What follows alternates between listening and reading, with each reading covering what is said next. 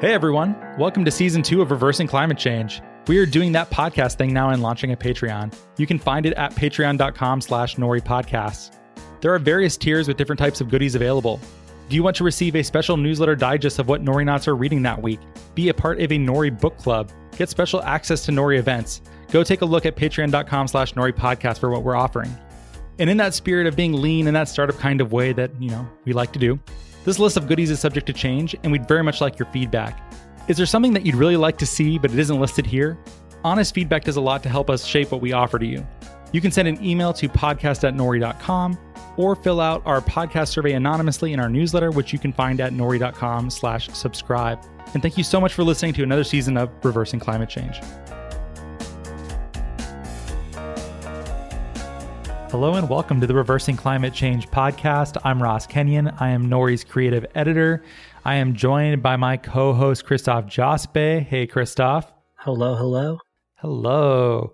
We have a guest for whom we read a book. We did our homework. We're ready to talk about this book. So, Christoph, I will pass it to you to introduce the book and our guest.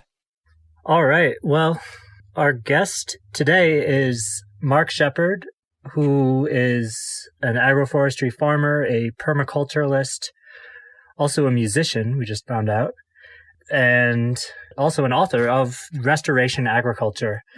It's a real pleasure to have Mark on the podcast, not only because I actually really enjoyed your book, Mark, but you're one of those folks who thinks about things slightly differently and probably, stirs the pot. I don't know, is that the right metaphor, Ross? Yeah, you're on the Reversing Climate Change podcast, so we probably think about this topic, but you're also coming at the whole topic from a really interesting way. So maybe, Mark, if you could start us off with the show to give a bit of your background and what it was that drove you to want to write this book in the first place. Oh my goodness. See that? Well, hi, thank you for having me on. I really appreciate that. How I got to the point where I actually wrote a book about it was kind of a long and roundabout thing. I grew up in the early 1970s during the oil embargo, the whole hippie back to the land movement, the river down at the bottom of the hill when we would leave the house in the car. The big game as kids would be to guess what color the river was. Red, green, orange, yellow. It was the Nashua River in north central Massachusetts. And one day while we were waiting in a gas line because gasoline was rationed, the car ran out of gas. I was 10 years old. My mom was in the driver's seat, obviously, with my baby brother in the car seat in the front. They actually allowed that back in those days. And he's screaming and hollering and throwing Cheerios all over the place, and car won't work. So my mom makes me and my next to younger brother get out and push the car. And when you have the opportunity to push a car in a half a mile worth of a gas line, you have a lot of time to think about how critically dependent on fossil fuels and all of the other trappings of so-called civilization that we had become. And that was one of the, seriously strong founding moments for me. It's like, we got to really make change and not just talk about it, not just vote about it, not carry a placard on the street corner, but make real change, both personally and collectively. So that was one of the founding influences. I was of course pressured to, get a good education, go to a good school, get a good job. I did all that. I hated it.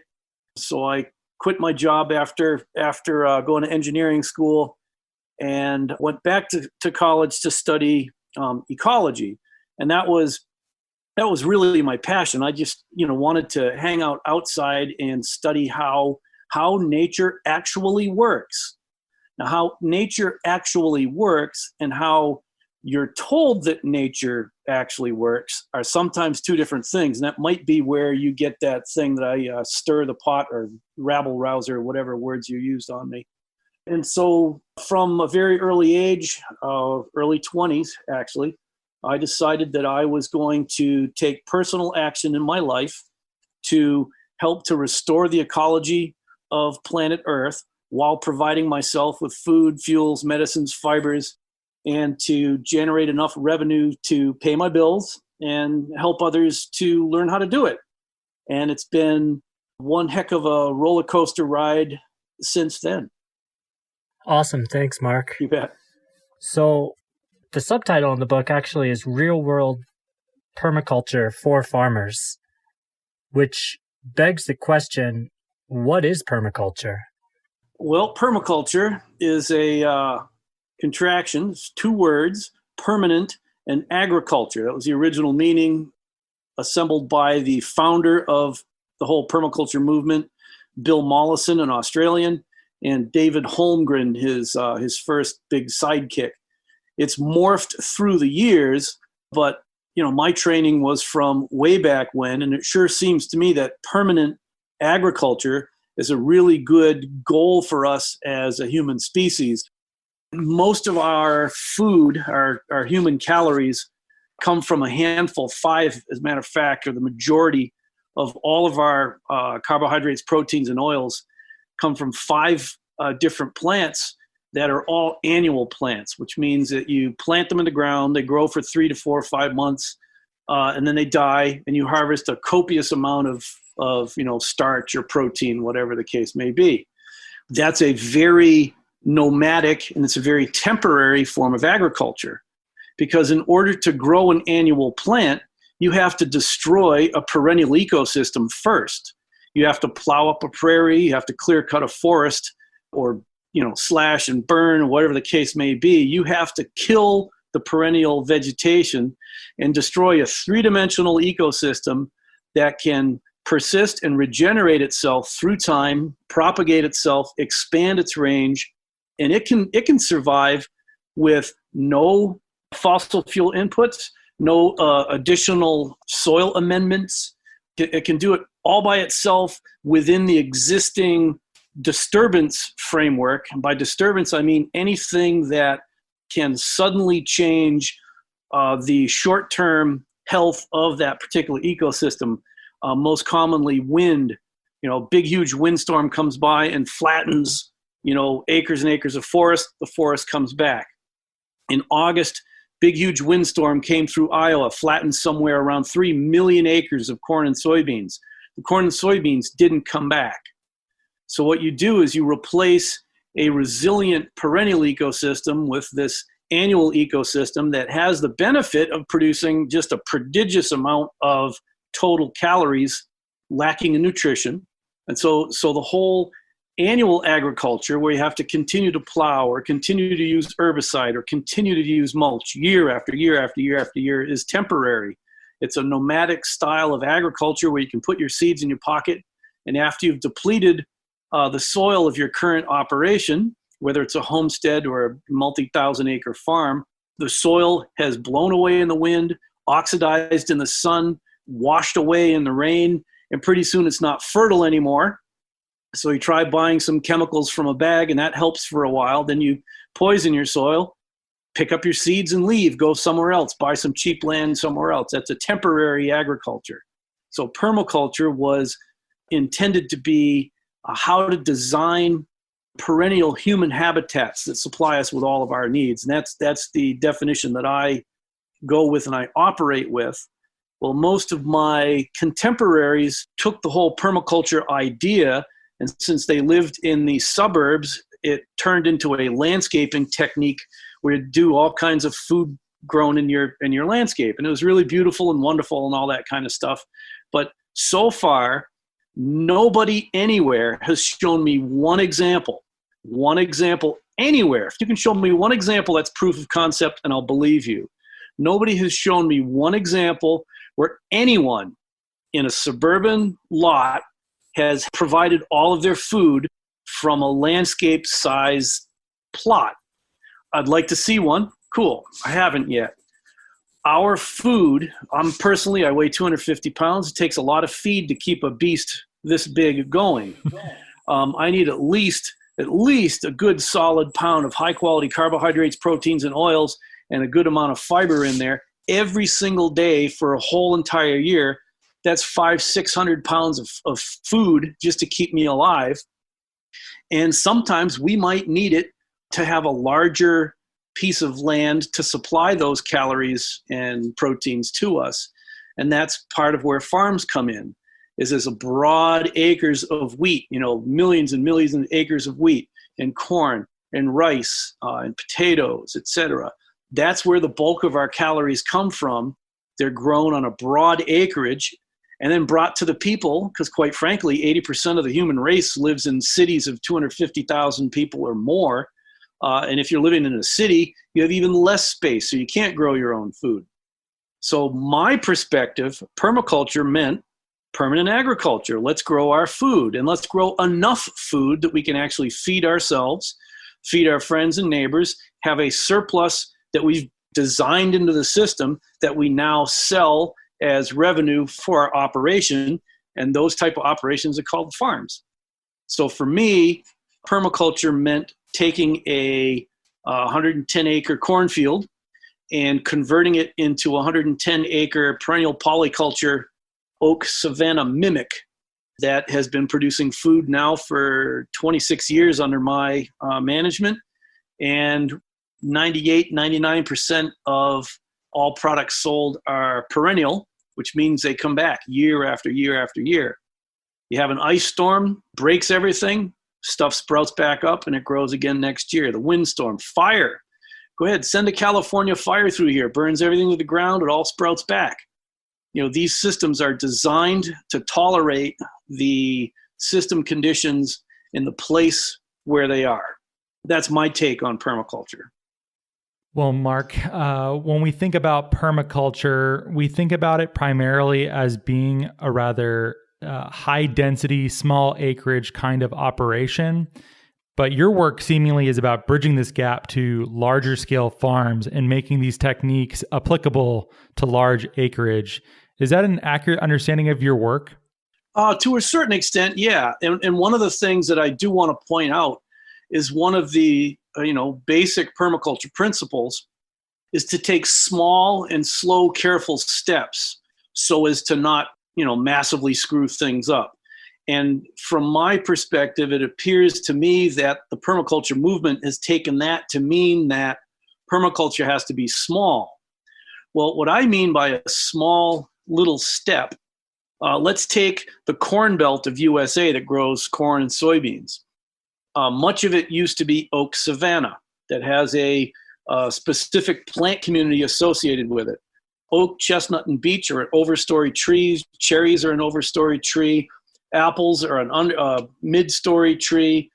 Plum and hazelnut are shrubs. Currants and gooseberries are shade tolerance growing underneath it. There's raspberries and blackberries as a cane fruit. Grapes climbing all over the whole mess. A whole host of grasses and forbs and flowers with the insects that go with them. Fungi that decompose everything from the leaves to the bark, to fungi associated with the roots, to decomposing the grassy mat. And then, of course, animals. If you can imagine the Serengeti in your mind, you see animals everywhere. The savannas were just seething with animals, and they were the land managers. In part, they were the ones that were responsible for maintaining the ecosystem throughout time. Now, if you listen to all the different plants that I just mentioned, from chestnuts to grapes to apples to hazelnuts to raspberries and so on, and the animals, all of those things are edible. All of those things we can sell into large markets, commodity markets, even if we want. So the permaculture principle of making a small change so as to not make a big mistake, I would like to say, let's make one small change in the corn belt of the USA, which is hundreds of millions of acres. The one small change is let's now convert those corn and bean fields into perennial polycultures that mimic what was there and what has been there for the past 93 million years is the oak savanna with that plant community type there. That's one small change, and as you can see, it's a huge acreage. So that's my perspective on the permaculture design principle that says take, small, careful steps. And if we go ahead and go through the transition through time to convert from a cornfield to a perennial polyculture, we're going to be doing that. We have to go slow because an oak tree can only grow so fast. We're not going to plant everything to oaks because there's a monocrop of oaks, and we miss the benefits of having all these different other plants in there. So it's going to take time to get there. And in the meantime, we can still grow corn and we can still grow beans on those hundreds of millions of acres. And so when done well, we should be able to do this with no net loss of food to the human food supply. How do you incorporate machinery that allows for scale into these overlapping polyculture environments? It seems, driving a combine over huge amounts of acreage is simple and easy to understand. How do you do it when you have multiple crops all nested within each other? Well, that's where the design comes in. And that was probably one of the first things that, as far as rabble rousing is concerned, really annoyed the permaculturists, because, of course, you can't design based on machinery. It's got to all be done by, naked hippies barefoot with hand tools. It's like, no. I'm designing these systems around the machinery and how it operates. So, I've just come back from a 3-week jaunt visiting various different farms, laying out different operations, and you go right to the equipment. Somebody's made hundreds of thousands of dollars worth of investments in tractors and seed drills and harvesters and all that kind of stuff. And you have to design rows of trees, alleys of crop based on turning radiuses of their equipment, height of the equipment, etc. And so it ends up being it's not a beautiful, perfect, wild system that some permaculturists would like. It's a lot more, I was going to say orderly, but it's orderly only to the mind that sees a cornfield as orderly.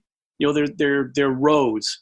There'll be rows of trees, an alley of crop, another row of trees or shrubs, et cetera. And so it's alternating rows of perennial woody plant and a alley of crop, which makes it an agroforestry practice called alley cropping. So you try to split the difference a little bit there in your designing around machines and not naked hippies. First of all, Mark, why would you want to do that? Isn't it better to have these naked hippies harvesting? Isn't that just more fun? Or do you think that way just isn't going to appeal to most farmers? Or why even design for machines in the first place? Why I'm designing for machines in the first place is kind of twofold. And the first thing I would want to do is say, all right, anybody who would say that we don't have to design around machinery, stop eating unless what you eat came from a system that did not involve machinery. And if you eat a single thing that was harvested with a machine, then you've violated this game, okay? So currently, right now, the human species is fed by machines. These huge machines plant the crop, they maintain the crop, manage it, they harvest the crop, they do weed control on the crop, they then transport the crop, they store the crop.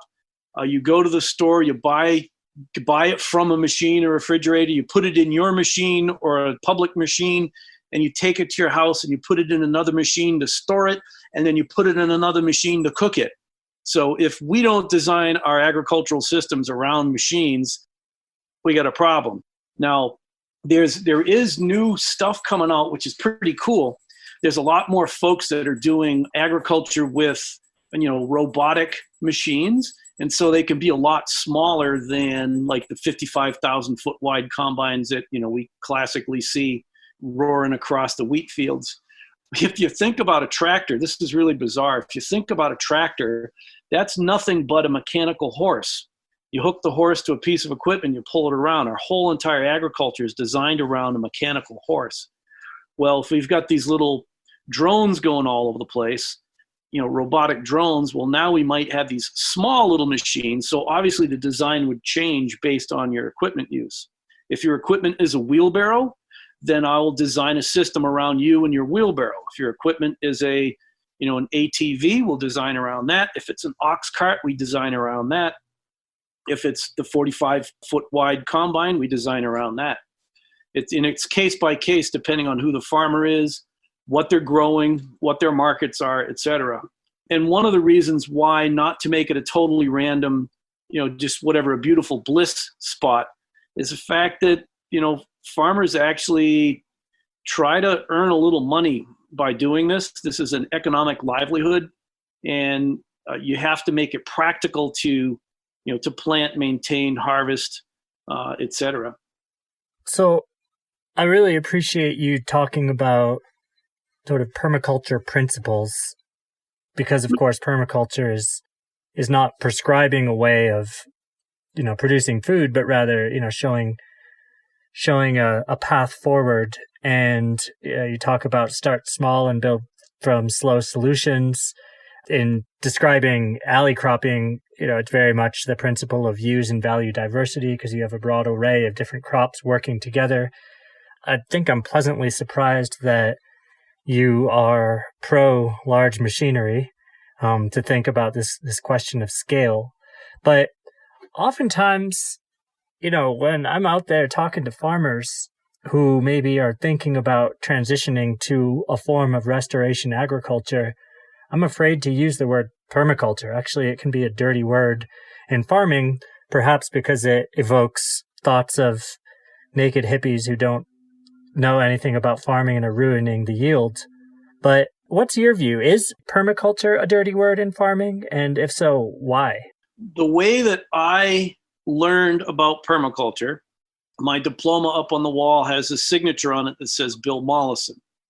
The way I learned permaculture and then immediately went out and practiced it, because to me, it wasn't an armchair sport. This is something that you learn about and then you go in and you go do it.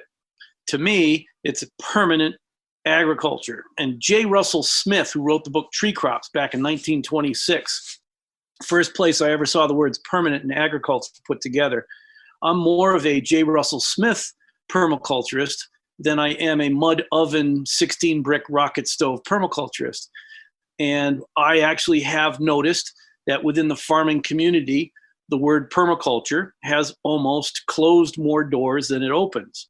It is a design approach that I think is quite brilliant. And the reason why I put real world permaculture for farmers as the subtitle on my book is like, we're not joking around here. We're doing real world permaculture, large scale permaculture for farmers, people who actually grow our food. We're not doing, suburban little, butterfly gardens with the mud oven and a bunch of herb spirals. That is a radical difference. Got it.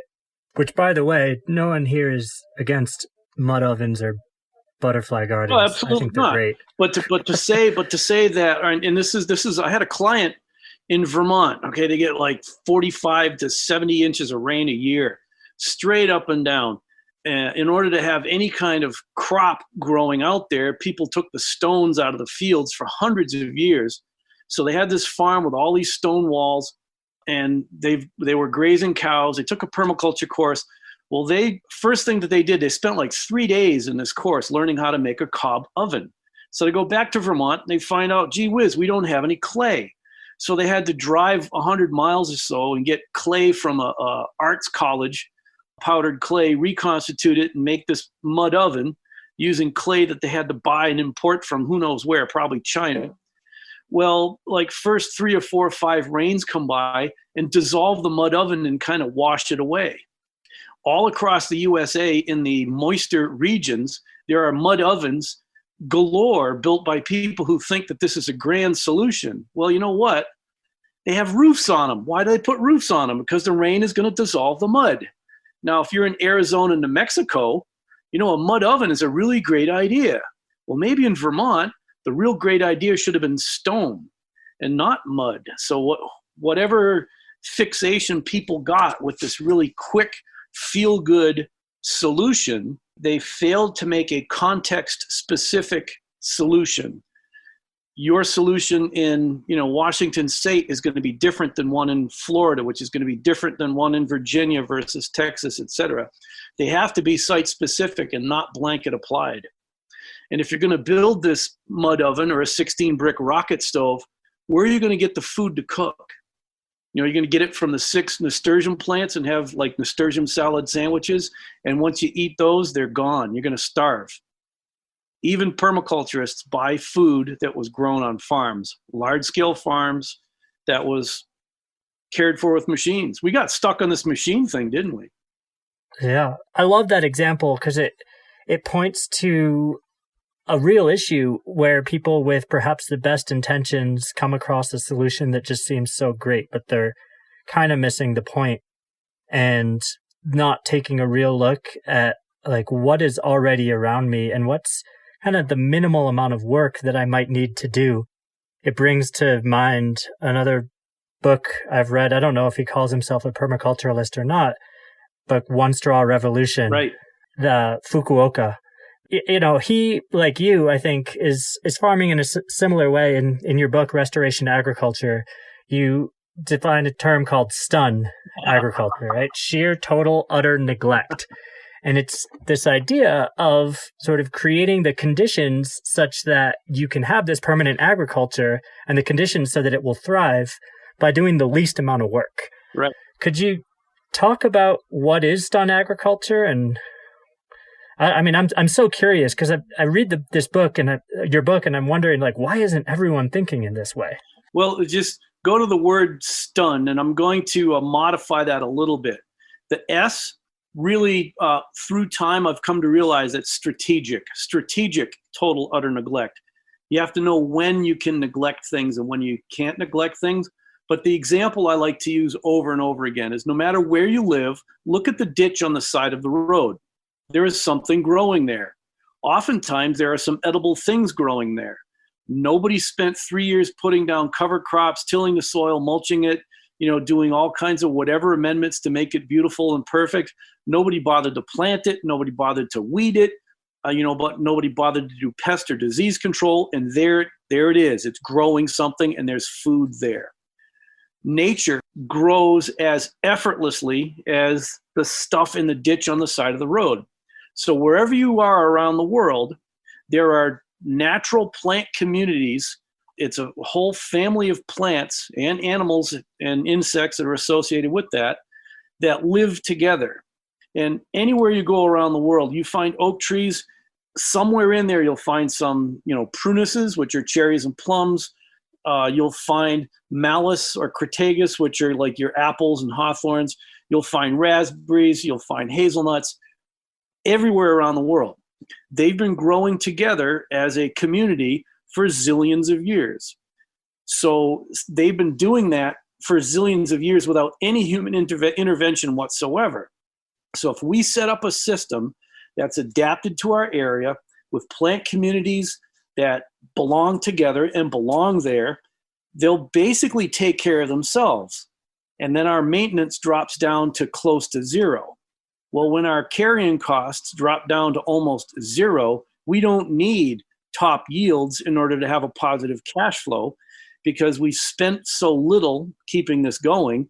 We just go out and we harvest the perfect stuff. Well, what about pests and what about diseases? Well, we don't pick the pest-riddled stuff. We don't pick the disease stuff. We only pick and ship the perfect stuff. Well, then the stuff that may have pests or diseases, we go ahead and we throw that to the ground. And then when we're finished picking an area, we turn the pigs loose and they clean everything up. And if you have apples that have all kinds of insect larvae on the inside, pigs eat that and it turns into bacon. So nature has figured out every problem that farmers and gardeners have. Nature has figured out how to solve that problem at no cost with very little effort.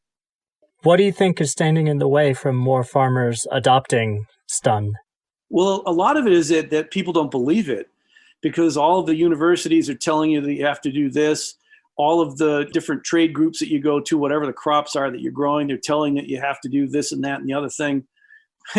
Back in the old days when they used to have conferences, you'd go to an ag conference based on whatever crops you grow. And all these experts, they're being paid by the input companies, are telling you what you have to do in order to get top yields and cash flow. What they're telling you to do isn't necessarily what's going to work. It's what they're being paid to tell you what to do. And people get this warped idea of what agriculture is and what we have to do. And let's take apples again. Most familiar with that because I was just talking recently with some growers about it. I was at an apple orchard about 4 days ago and dealing with their issues. 100% of all of the problems that you have in an apple orchard are because you hold the intellectual concept of orchard. Now, apples grow They are part of the oak plant community type. There are places where apples actually dominate the landscape, but places where apples are inserted into the rest of the landscape. But if all of a sudden you go in, you take these apple trees and you put them all by themselves and eradicate any ground cover underneath it, and you put them there, they grow. All these different insects are going to say, hey, look, there's food over there. That's what we eat. So they show up. Well, we have this concept of orchard, of these nice, neat, orderly rows, no pests, no diseases. This pest shows up. Now we have a problem. And now we have to fight against the problem. Well, we wouldn't have had a problem if we were looking at reality. Now, reality in my situation here, this oak savanna, this mix of species, guess what? Insects are part of reality. So there's no problem. Here they are. Well, when you have a diverse ecosystem, not 100% apples, you got 100% apples. The only things that thrive are the pests of apples, and their populations boom because there's nothing but food all around. Well, if you have apples and chestnuts and hazelnuts and grapes and grass and this and that, the other thing, you've got like 15, 20 things going on. All of a sudden, it's not as easy for the pests to propagate. They actually have to work for a living. Then you start to have other things show up, amphibians, insect-eating birds, bats, and so on, that show up because you've created this beautiful environment for them. Now it becomes a hostile environment for pests. And your costs go down because now I'm not spraying to kill all these pests. Maybe I will put out a couple of bluebird houses because I want bluebirds out there. One of the things that I thought was fascinating, it was not too long ago, I was at a conference. It was actually, I guess, quite a while ago. It was like 2 years ago in Wisconsin, and that there was a new economic analysis that had been done, and they said that basically you have to have, I think it was 2,000 trees, and you had to have at least 5 bushel of fruit per semi-dwarf tree, 5 bushels of grade A number 1 fruit in order to break even. It's like, wait a minute, 1,000 trees times, 5 bushels is 5,000 bushels, 10,000 bushels of fruit just to break even? And that pays for all the different sprays that you have to do, all the different equipment, specialized equipment that you have to have. Then you start to have a positive cash flow. It was 2,000 trees times 5. That was like 10,000 bushels you had to have in order to break even. Well, if I have my apple orchard, I'll put that in quotes, it's a jungle mix of plants all over the place. To the untrained eye, everything's in discrete rows. So I'll have a row of apples through the system. And if I did 0 pest control, 0 disease control, and then I did have a harvest cost that everybody shares the same harvest cost, and let's just for kicks and giggles say $1 a bushel, I don't have the expenses that the other orchards, in quotes, do. Much of my insect control, we already talked about it, is by having animals in the system as cleanup the previous season to clean up any diseased leaves or fruit that has pests inside of it. So my insect populations are already low.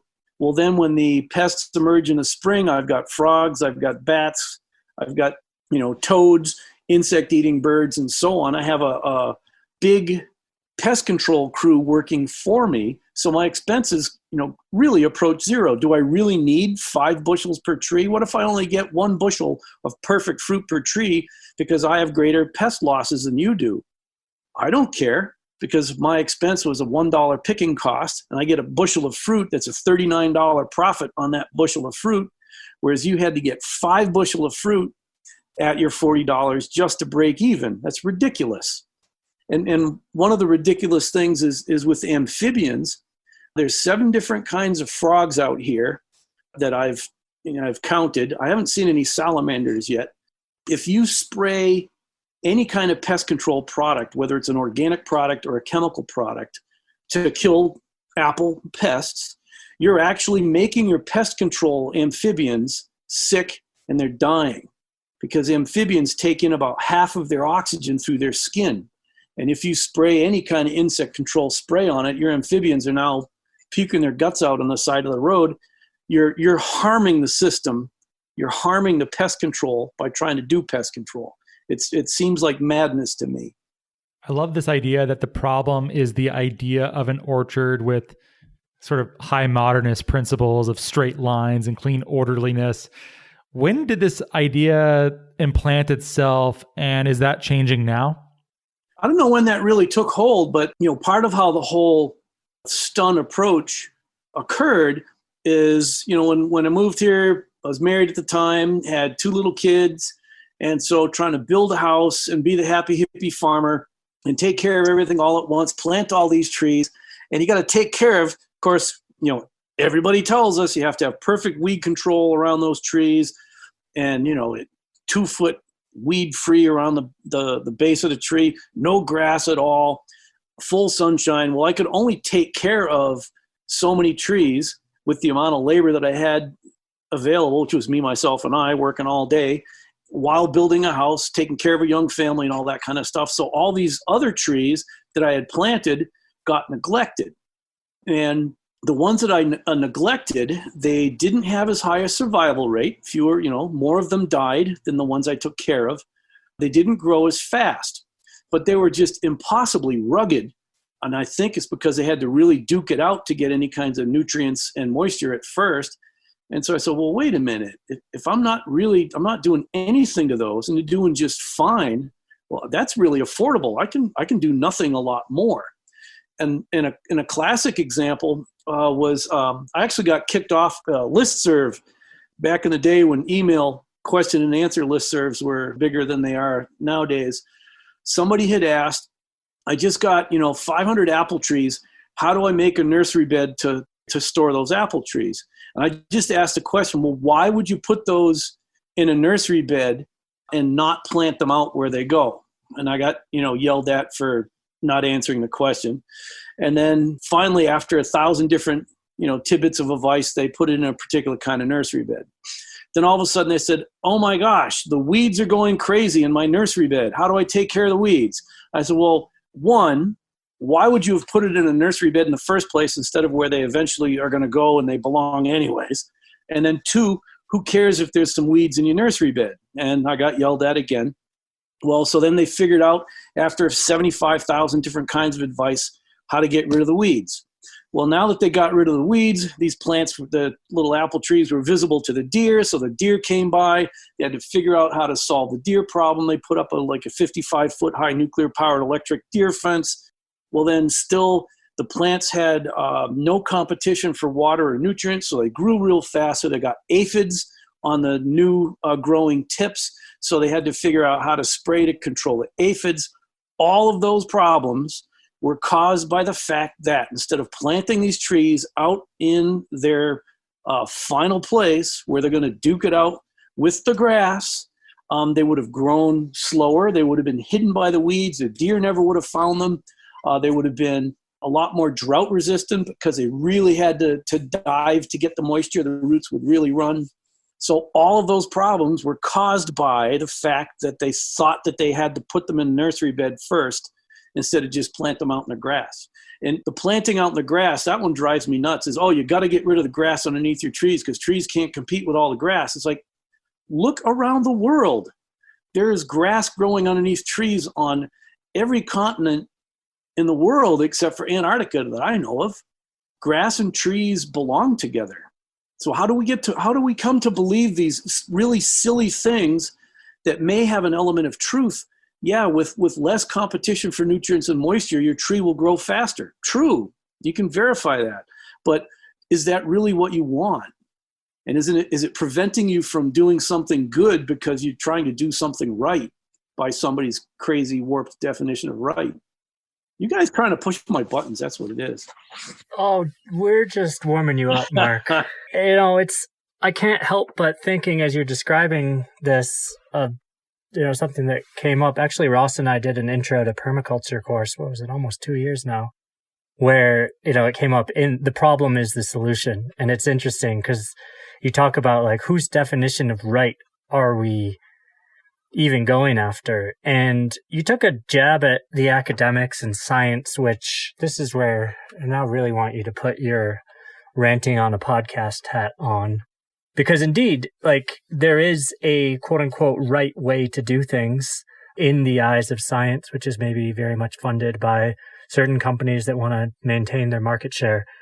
But you went back to school you got a degree in ecology. So money is given to these universities as a tax write-off for the company that's going to benefit from selling you a product later on. They benefit from the tax deduction by having the research done on their product, and then they benefit from additional product sales because now there's a PhD out there talking about their product. And yes, I did go to school for ecology, correct. So, well, you're sort of answering my question without me even asking it, but I'm also curious, where has science fallen short in supporting the transition to restoration agriculture? Well, for one, let's go right back to the permaculturists, is that they've fallen short because they're not funding research that's important to permaculture. They'll hear something like, "Oh, toxic sludge is good for you." Whoa, who funded that research? That's the point. Our whole entire research science community, government is all set up based on pay to play, whether you like it or not. And you can make a donation to a nonprofit organization. You can give X dollars to X university, say, "Hey, I want a grad student to study this." And if there's a grad student looking for some money to study that, they will study what you want them to study because you put up the money to them as a donor-advised funds.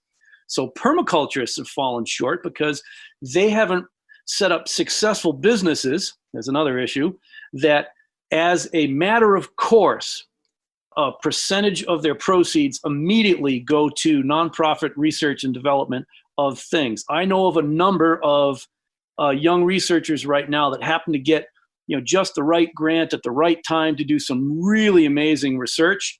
They did the research, the funds are not there. There's no money available for them to continue doing that research. There's only money available for them to study this product or this relationship between that spray and this, pest population.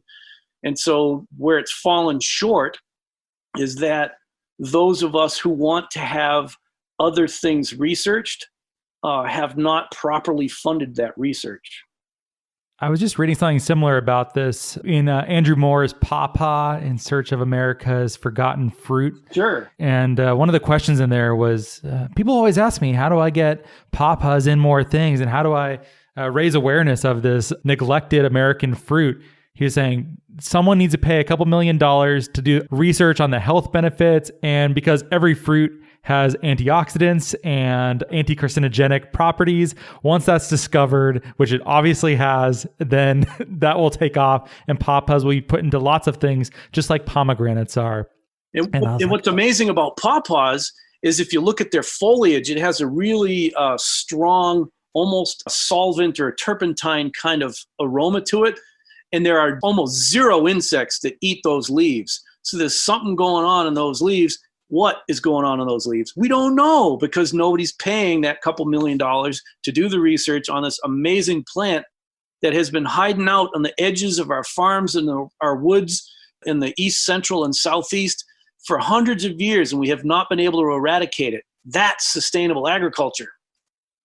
So if anyone out there is listening and they got a couple $1 million and you want to fund some research, make some pawpaw research happen. I imagine there's other things related to permaculture. Do you have any examples like that too? We've got plenty of hazelnut, chestnut, and pine nut research to do. So come this way. I'm just not trying to cut the pawpaw people off. It's just that I'm a northern climates guy. Yeah, that's an interesting angle for philanthropy, and I wonder how much of that actually does happen.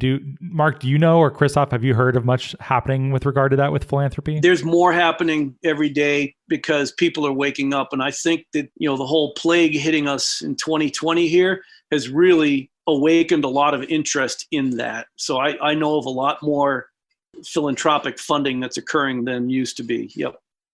I've asked this question on several podcasts, Ross. It may make you cringe, but Mark, I already know. Is it a magic wand kind of question? You guessed it. We're putting a magic wand in your hand, Mark. And let's just assume that your intent is for restoration agriculture to occur across all productive ag lands. What have you made true by waving your magic wand? Well, first of all, the dead zones, there's not just a dead zone in the Gulf of Mexico. There's dead zones in every single offshore, every estuary, river outlet in the industrialized world. By putting in riparian buffer strips of productive plants, I'll just use hazelnut as an example, in the Mississippi watershed, which is huge. It's extensive. It goes from, parts of Pennsylvania, I believe, all the way out to the front range of the Colorado Rockies. With the hazelnut as a riparian buffer strip, let's say 100 feet out from every single stream, that's hundreds of millions of acres worth of hazelnut. It's a perennial plant. You have enough oil that would come off of that probably to power the U.S. Navy. You've taken zillions of tons of carbon out of the atmosphere, not just in improved soil quality because it's now perennial and not getting tilled, but because of all of the carbon being stored in the woody biomass of the plant. The shells of the hazelnut burn as hot as anthracite coal. Every 7 to 10 years or so, you just coppice the plants, you chip them right to the ground and use that as a biomass fuel. So we've perennialized. This is just one little step. Let's perennialize all of the riparian buffers on all of the Mississippi waterway. That would make a radical change, just a seriously radical change. You'd spawn an entire new industry, an entire new food industry, oil industry. There was one, I was pressing hazelnut oil and wondered what it would be like if I just pressed them with the shell on and everything. So I did. Obviously, I didn't get as much oil because some of it got absorbed into the crushed shell. And then it had a much darker color, smelled a little bit of chocolate, which was really interesting. And the press cake that came out of it was gritty, and you wouldn't want to just use that in cakes or cookies as a hazelnut meal, which you can do with just pressed nuts. Then I turned the oil press off, and I didn't clean out the nozzle that night because I figure I'll get back to it in the morning. The hazelnut meal shell oil run through that nozzle at a high pressure, which will elevate its temperature just up to 170 for pasteurizing any pathogens out of it. That was enough to make the most amazing ceramic that I've ever seen. And I couldn't get it out of the nozzle. I actually had to throw the nozzle away. It was so hard. So what kind of other incredible products and materials can we come up with if we have an entire new feedstock feeding our industrial system? And just think about this. The soybean and corn are more of an industrial ingredient than they are food. That's what they're used for as a lot, is to be turned into something else. One of the most amazing things I've ever experienced is a honey locust bean. It's a bean, as hard as it can be. It's in a big, huge flat pod with sugar around the pod. So get the pod off, use the sugar, and then the bean, if you soak it, the skin, like how on a dry bean, it's got that skin attached to the bean. Well, you soak it overnight, and then that skin will become like a 1/4 inch thick, like really slimy, soft, mucilaginous kind of mess. Well, then you let it dry again, and it would shrink back down and be hard as a rock, and you can't break it with a hammer. So what on earth kind of material is that? You add water and it turns to jelly, and you let it dry and it turns into a military helmet. We'll be creating an incredible new suite of industries based on ecologically designed systems. And that's part of my whole overall program, is let's design these individual properties that have a mix of crops that are adapted to a region with breeding done to accommodate climate change. And then let's use those feedstocks to create an economy that's actually based on the ecology. Upstate New York, I'm working a lot with some folks in upstate New York right now. The Chobani Yogurt Company got started in New York, whole bunch of state grants that got it going. So they made this fabulous yogurt, made great market penetration, was all over the USA. Well, then California decided to steal that industry away from New York. So they gave them a real smoking deal for, taxes or real estate. I have no idea what kind of a deal they cut them. So Chobani Yogurt picked up and moved to California, where they can get, more milk and better tax break on all the business things. Well, meanwhile, that crashes a whole huge sector of the New York agriculture economy, because that was a temporary type of agriculture. It was a nomadic type of agriculture based on a cow. Well, if you put trees in the ground, and if a pine nut tree lives to be 300 to 500 years old, you can't just pick up that factory and move it to California whenever you want to. That is a place-based economy that's based on the ecology of an area. And so I would like to take the magic wand and create ecological economies all around the world. And it'll clean up the dead zone. It'll take carbon out of the atmosphere, on and on and on and on. Christoph, I got to hand it to you. That was one of the more successful times that question has been answered. So kudos, Mark. Well, because first of all, I was going to say, well, wait a minute, I'll take that magic wand and make another magic wand. Yeah, everyone knows ask the genie for 3 more wishes. That's right. That's right. Yeah.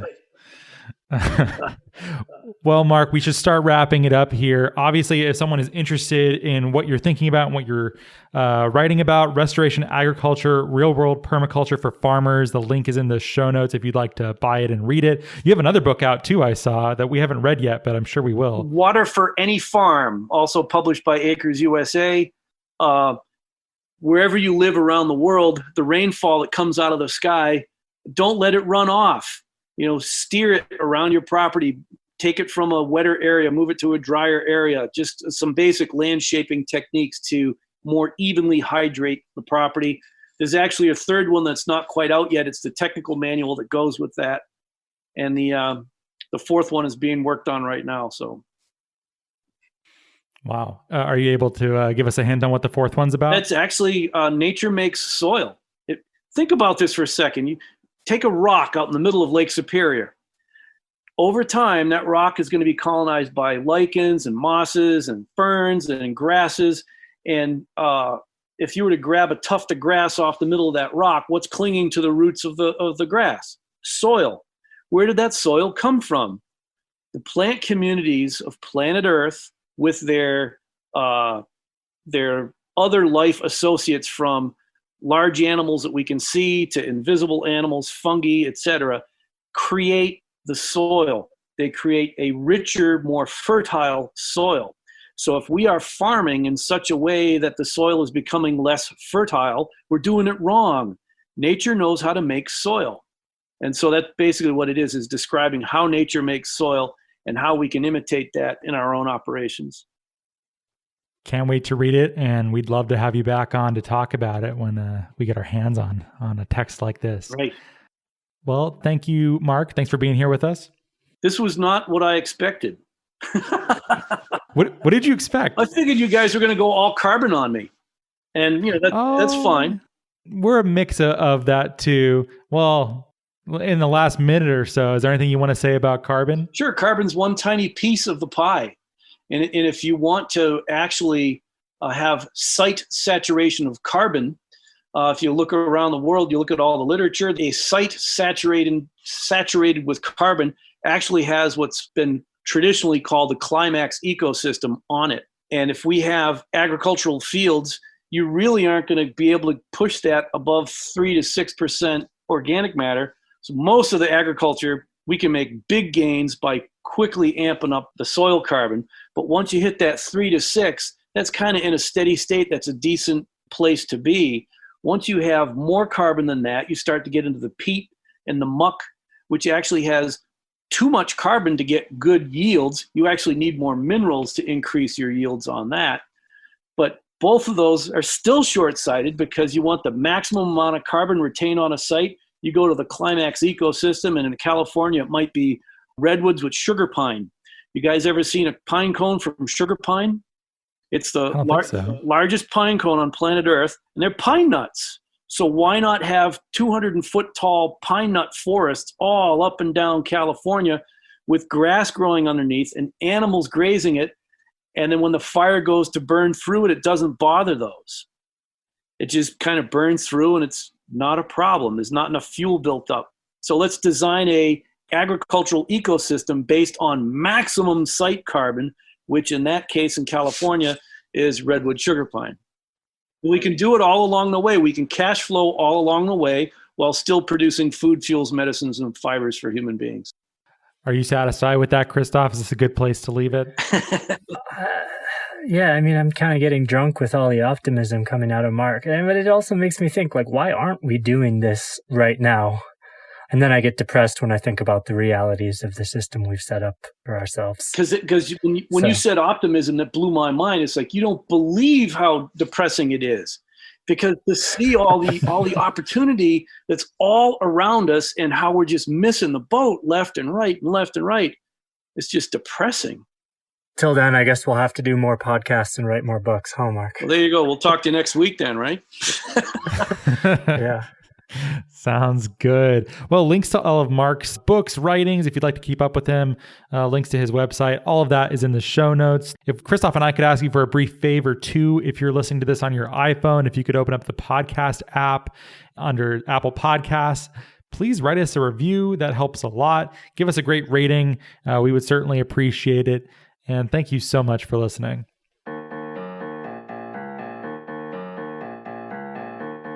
Well, thank you so much for listening. If you like the show, please rate and review it in Apple Podcasts and or Stitcher. It really helps us a lot to get this content to a wider audience. If you think what we're doing is useful, interesting, fun, hopefully all three, we'd certainly appreciate your rating and review.